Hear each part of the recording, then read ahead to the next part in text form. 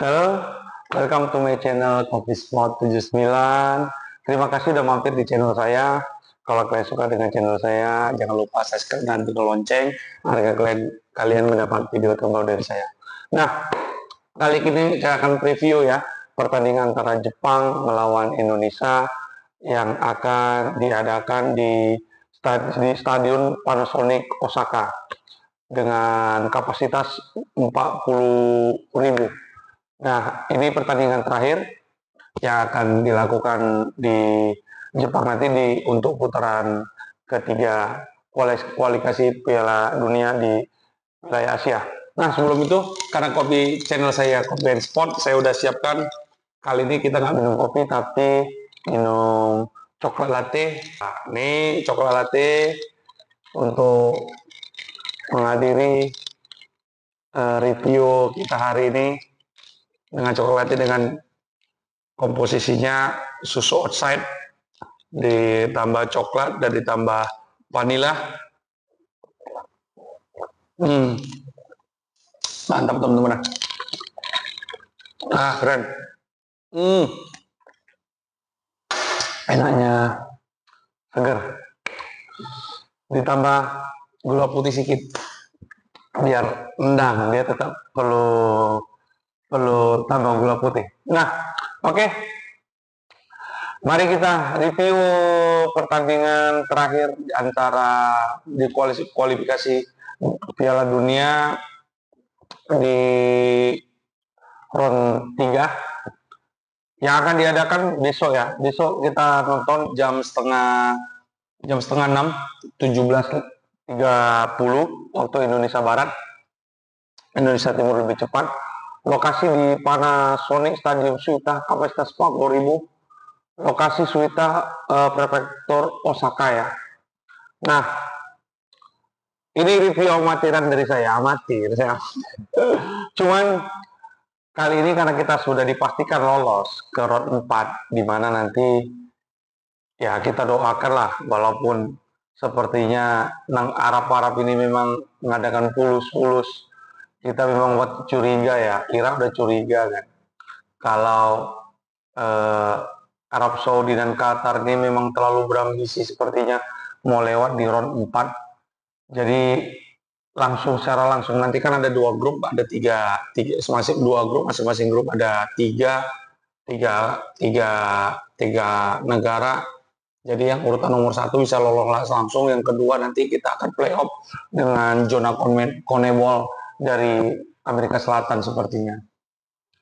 Jadi apapun diupayakan mereka, ya biasalah, banyak kali main sabun. Memang kalau kata uang, ujung-ujungnya uang juga memang. Ya nggak apa-apa. Kita ambil sisi positifnya pemain kita karena banyak dari Eropa, sehingga di Qatar itu di bulan itu mungkin cuacanya itu dan kelembapannya itu mendukung. Terus dan nggak jauh juga dari Eropa. Jadi kalau pemain-pemain kita mau, biasanya kan transit ke Qatar. Jadi bagus juga gitu kan, bisa ke Qatar. Kalau main di Arab Saudi ya karena pemain kita banyak Muslim juga, bisa umroh gitu kan. Kalau main di Qatar ya pemain dari Eropa dekat. Jadi kita ambil sisi positifnya. Tapi saya yakin dengan squad yang ada, saya punya keyakinan kita bisa meloloskan, melihat Indonesia lolos ke Piala Dunia.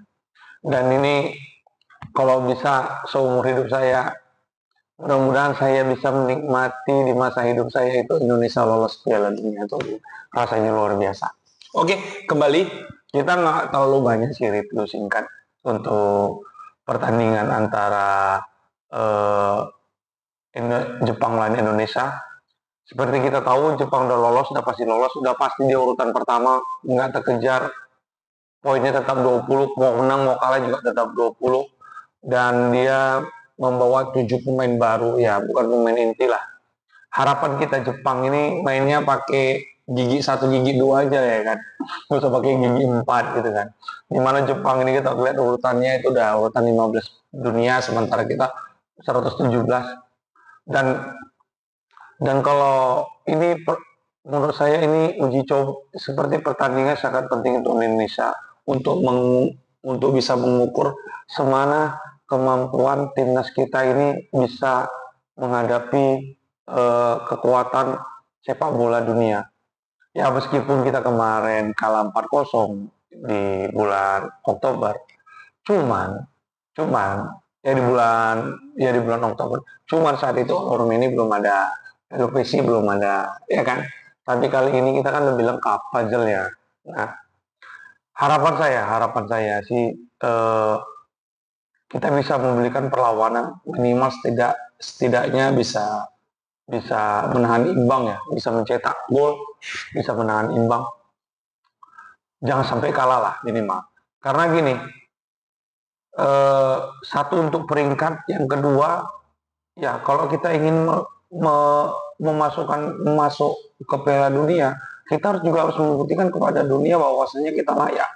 Nah, caranya kita layak itu adalah dengan bertempur melawan melawan tim terkuat, salah satunya adalah Jepang. Nah, kali ini judulnya akan saya buat Godzilla melawan Garuda. Mana yang lebih sakti gitu ya. Oke, prediksi kita masuk ke ini statistik ya. Statistik kita tanggal 15 November 2024 kita kalah 0-4.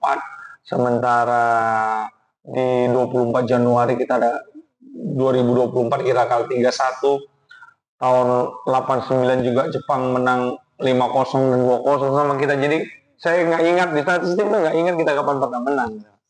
Tapi prediksi saya, kita prediksi lah sekarang ya, skuadnya apakah akan memakai 3-4-3 atau 4-3-3.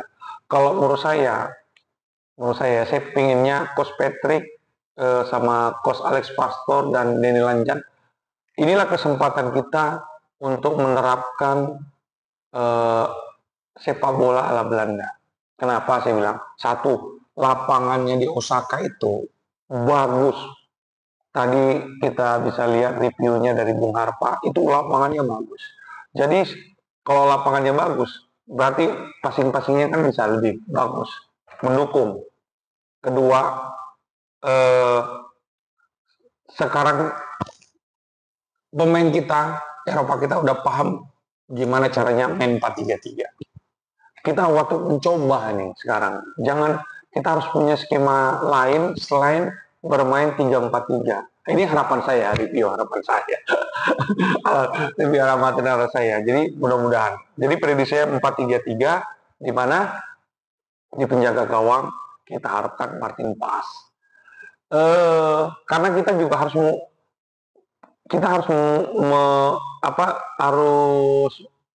harus menampilkan kekuatan terkuat kita menurut saya saat ini untuk mengukur kemampuan kita. Martin Pas di posisinya penjaga gawang dengan 4-3-3. Di back kanan, right back itu kita Kevin Dix, Bang Kevin Dix, keren Bang Kevin Dix ini. Sayang peluangnya kemarin nggak gol ya Bang Kevin Dix. Di CB kanan saya harap Miss Hilgers. Nah, Miss Hilgers kali ini dia harus menunjukkan bahwasannya dia pemain timnas yang berbanderol paling tinggi di skuad kita, dan dia harus membuktikan itu secara nyata di Jepang. Terus kapten kita, kapten CB kirinya kapten Zayjes. Ya ini di usia 24 tahun bisa begitu ya, memang layak kapten lah dia. Kita beruntung punya dia, kapten J. Oke, kapten J. Nah, di posisi bek kiri nggak ada lah, bisa menggantikan Kevin Perdong. Lihat di babak kedua kemarin Kevin Perdong, akselerasinya luar biasa kan teman-teman ya, luar biasa. Nah, itu 4 di belakang, di tengah. Nah, di jangkar posisinya adalah jangkar ini kita bisa main 2-1 atau 1-2 gitu. Tapi karena kita main di kandang, jadi 4-3-3-nya bukan 4-1-3-nya itu ada pivotnya 1 gitu. Bukan. Kita pakai pivotnya itu 2. Di kanan itu adalah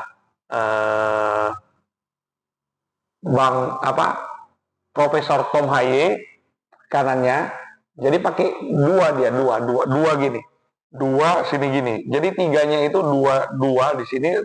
Biasanya kan 1 jangkar, terus 2 center midfield. Ini enggak, 2 DM, 1 center midfielder. 2 DM-nya ini adalah Bang Kapten Profesor Tom Haye,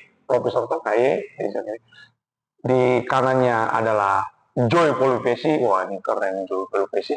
Kehadiran kita memang dia, saya mengingatkan dia kalau mainnya kayak Busquets gitu loh, nggak simple aja gitu, nggak terlalu susah mainnya. Karena CB kanannya Joe Pelvesi dan di tengahnya adalah di tengahnya. Nah ini kita wajib, kalian lihat pertandingannya kemarin antara kita Cina dan Indonesia. Menurut data memang, menurut official itu pertandingan memang oleh Romeni yang jadi man of the match. Tapi man of the match dari kita semua adalah kakak Ricky Kambuaya. Wah, luar biasa. Terima kasih kakak Ricky Kambuaya. Anda adalah definisi laki-laki nggak perlu bercerita. Definisi laki-laki nggak perlu cerita itu adalah kakak Ricky Kambuaya. Oh, aduh, salut. Kita harus mental. Dia nggak perlu bercerita, dia membuktikan. Dia nggak perlu banyak ngomong, dia tetap setia, pelatih lama, pelatih baru. Begitu dipercaya dia melakukan, teman-teman. Kakak Ricky Kambuaya, salut dari saya. Dan CM-nya untuk mendampingi Profesor Tom dan Jelvis adalah kakak Ricky Kambuaya. 3. Nah, di 3 di depan, di posisi forward kiri, saya sih supaya yang masih segar itu adalah Dean James. Bisa juga Dean James, bisa juga Rafael Struijk. Tapi sepertinya Rafael Struijk cadangan dulu lah ya. Dean James. Forward kiri, dan di center forward sebenarnya tetap oleh Romeni yang forwardnya oleh Romeni. Ya, ini luar biasa. Bang Ole, anak Medan, Horas. Bang Ole, oleh Romeni, dan di inside forward kanan itu adalah Marcelino. Nah, ini jadi Marcelino, jadi lengkap. 4-3-3, tapi dengan 3-nya pakai 2 DM. Nah, itu mudah-mudahan kita bisa main ala Belanda lah ya. Ala Belanda, total football masih bisa itu. Mudah-mudahan kita masih bisa ngimbangi 3-4-2-1-nya Jepang. Nah, itu harapan saya. Bagaimana prediksi dari kalian? Apakah kalian sepakat dengan formasi saya? Kalau sepakat, tolong komen ya. Nah, di posisi nanti inside forward itu antara Romeni dengan Marcelino itu bisa ganti-gantian. Jadi oleh Romeni bisa kan inside, sementara Marcelino bisa jadi false nine di posisi center forwardnya gitu. Itu harapan saya. Dan prediksi saya, kalau prediksi saya sih sepertinya imbang lah ya, 1-1 ya. 1-1 atau 2-2 lah. 1-1 lah, 1-1. Tapi kita harapkan seru. Ini seperti pertandingan persahabatan antara Godzilla melawan Garuda. Nah, bagaimana teman-teman? Kalian sepakat dengan review saya? Kalau kalian sepakat, kalian jangan lupa subscribe ya. Nah, mari kita dukung timnas kita besok jam 5.30. Saya besok akan cepat pulang kantor. Jam 5 pulang kantor langsung ke nonton bareng, nobar.